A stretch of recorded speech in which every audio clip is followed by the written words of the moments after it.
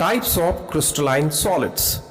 On the basis of the type of constituent particles and the nature of interparticle force of attraction, the solids may be ionic, covalent, metallic or molecular.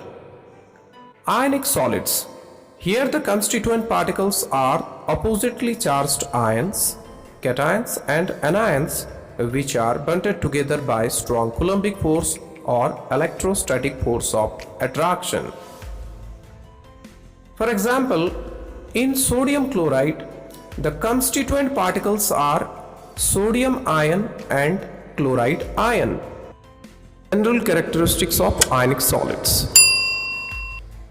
These solids are hard, brittle and have high melting point. In solid state, these are bad conductor, but in molten state, these are good conductor. And these are generally soluble in polar solvents. Covalent solids. Atoms of same or different elements are the constituent particles of such solids. These atoms are held together by strong covalent bonds. As covalent bonds are strong and directional in nature, these solids are very hard and brittle, they have high melting point and these are generally insulators. Diamond, graphite, these are common examples of such solids where the constituent carbon atoms, they are bonded together by covalent bonds. Diamond has a three-dimensional network of large number of sp3 hybridized carbon atoms, each bonded tetrahedrally to 4 more carbon by single covalent bonds.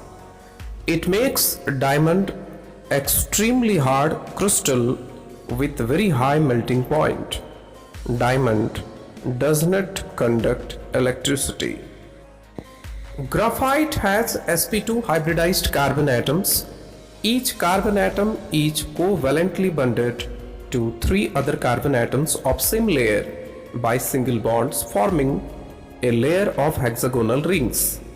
At each carbon atom, the 4th valence electron is available free, which moves among different layers and provide good electrical and thermal conducting nature to graphite.